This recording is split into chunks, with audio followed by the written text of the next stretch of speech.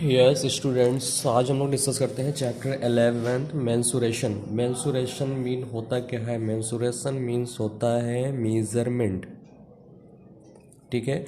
और मेजरमेंट्स यहाँ पर हम किस चीज़ की मेजरमेंट्स फाइंड करेंगे? मेजरमेंट्स इस चीज़ की, जैसे हमारे पास कोई डायग्राम गिवन होता है like square, rectangle, parallelogram, trapezium या फिर हमारा सर्कल, कुछ भी होता है, तो उसमें हम क्या क्या चीज़ फाइंड करते हैं, किस चीज़ का मेजरमेंट फाइंड करते हैं। तो सपोज़ कि हमारा एक स्क्वायर गिवन है, ठीक है। स्क्वायर है, स्क्वायर हमारा क्या होता है? लाइक दिस, ऐसा कुछ होता है स्क्वायर, ठीक है। तो इस स्क्वायर की जो ये आउटर, क्या चीज़ हम इसमें फाइंड कर सकते हैं, किस चीज़ की मेजरमेंट करते हैं? इसकी आउटर बाउंड्री। आउटर बाउंड्री मतलब लेंथ ऑफ आउटर बाउंड्री, ये बाहर की जो बाउंड्री होती है इसकी मेजरमेंट हम फाइंड करते हैं। और ये आउटर बाउंड्री की जो मेजरमेंट होती है ये इसका पेरीमीटर कहलाती है, पेरीमीटर। सपोज़ कि ये एस है, ये एस और ये एस, मतलब यहाँ से यहाँ तक की लेंथ एस होती है और ये एस मतलब सभी साइड्स इसकी इक्वल होती है, पेरीमीटर ऑफ स्क्वायर। तो ये होता है हमारा 4 इंटू साइड। क्लियर है? ये फार्मूला ऑलरेडी हमने पिछले क्लासेस में पढ़ा हुआ है, तो उस हिसाब से हमें ये याद होगा। और ये जो अंदर का जो रीज़न होता है, ये इनर रीजन जो कहलाता है ना, इसकी जो मेजरमेंट होती है इनर रीजन, ये कितनी जगह, कितना स्पेस ये कवर कर सकता है, वो उसका एरिया कहलाता है। मतलब ये area of square, area of square होता है हमारा साइड इंटू साइड। क्लियर? ये फार्मूलेज आपको याद रखना होगा कि पेरीमीटर ऑफ स्क्वायर होता है 4 इंटू साइड और एरिया ऑफ स्क्वायर होता है साइड इंटू साइड। इसी तरह से एक और हमारे पास होता है लाइक दिस, कुछ ऐसा। ये हमारा क्या होता है? रेक्टेंगल, ठीक है। ये होता है रेक्टेंगल, मतलब पेरीमीटर ऑफ रेक्टेंगल। अगर ये एल है, ये बी है, ये एल और ये बी, क्योंकि ये अपोजिट साइड इक्वल और पैरेलल होती है, ये साइड इसके इक्वल और पैरेलल होती है। तो सम ऑफ ऑल साइड ये इसकी बाउंड्री कहलाती है। सम ऑफ ऑल साइड में इसको सम करेंगे L plus B plus L plus B, मतलब L plus B plus L plus B. तो यहाँ पर आप देख रहे हैं लाइक टर्म एल और एल, 2L प्लस बी और बी ऐड होगा तो 2B। यहाँ से कुछ कॉमन हो रहा है, 2 कॉमन हो रहा है, अंदर बचेगा L प्लस बी, मतलब पेरीमीटर ऑफ रेक्टेंगल का फार्मूला हो गया 2 into L plus B. You know already. Area of rectangle, area of rectangle, area of rectangle का फार्मूला आप लोगों ने पहले भी पढ़ा हुआ है, याद भी होगा, L इंटू बी होता है, ठीक है। ये दो चीज़ होगी, मतलब पेरीमीटर ऑफ स्क्वायर हमारा होता है 4 into side, area of square होता है साइड इंटू साइड। फिर उसके बाद हमारे पास आता है rectangle, perimeter of rectangle 2 into L plus B, area of rectangle L into B. इसके बाद एक और चीज़ आती है हमारी पैरेललोग्राम। पैरेललोग्राम, जो पैरेललोग्राम हमारा होता है वो कुछ इस शेप का होता है, जैसे रेक्टेंगल होता है उसको थोड़ा सा इस तरह से पुश कर देंगे तो लाइक दिस ऐसा हो जाएगा। ये हमारा, ये इसका बेस कहलाता है। या फिर अगर हम पेरीमीटर की बात करते हैं इसकी, तो उसके लिए हम क्या करेंगे, इसको लेंथ लेंगे तो ये भी लेंथ हो जाएगी और ये भी, ये हो जाएगी, ठीक है।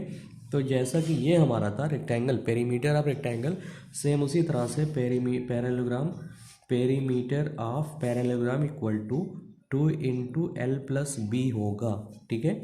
लेकिन इसी पैरेललोग्राम की जब एरिया की बात करते हैं तो इसका फार्मूला कुछ इस तरह से गिवन है कि इसका बेस कहलाता है। सपोज़ कि ये बेस, और बेस को बी से डिनोट किया जाता है, और क्या होता है इसकी करस्पॉन्डिंग हाइट, मतलब इसके बीच की जो डिस्टेंस होती है वो इसकी हाइट कहलाती है।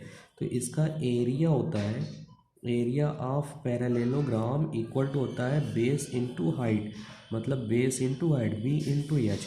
और अगर हम इसके हिसाब से लेंगे तो इसकी करस्पॉन्डिंग हाइट ये एच होगी, तो इसको भी हम कह सकते हैं एल इंटू एच, इसका एरिया हो गया। क्लियर?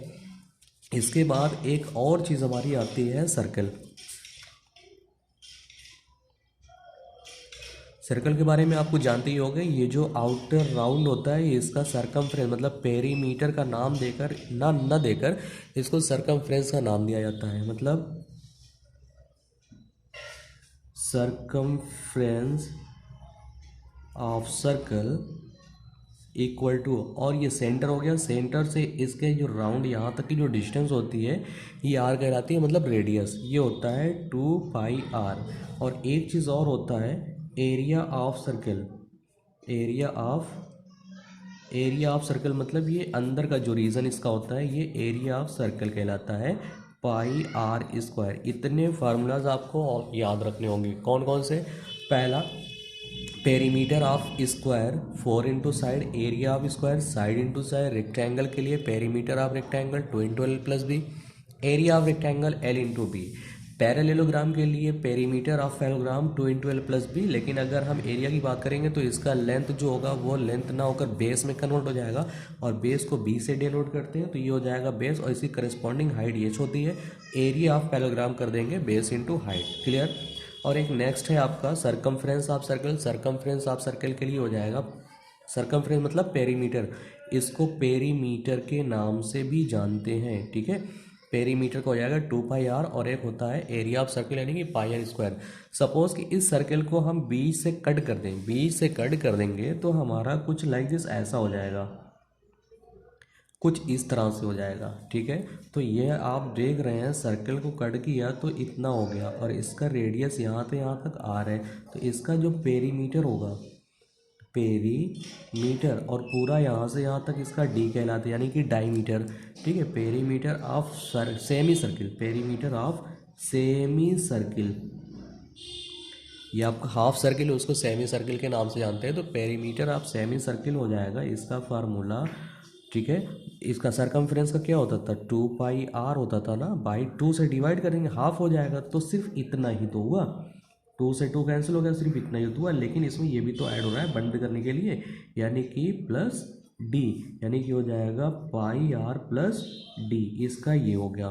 ठीक है, और इसी का एरिया की बात करते हैं, area of semi circle, area of semi circle, जैसे इसका पूरा एरिया पाई आर स्क्वायर था तो पाई आर स्क्वायर को बाई 2 कर देंगे, मतलब ये हो जाएगा 1/2 पाई आर स्क्वायर लिख सकते हैं, या फिर पाई आर स्क्वायर बाई 2 कर सकते हैं। एरिया ऑफ सेमी सर्किल का हो जाएगा। ये फार्मूला आपको याद रखना होगा। आई होप कि इतना आपको क्लियर समझ में आ गया होगा। अब आते हैं, हम लोग डिस्कस करते हैं चैप्टर 11 मेंसुरेशन का फर्स्ट क्वेश्चन, देखते हैं क्या है।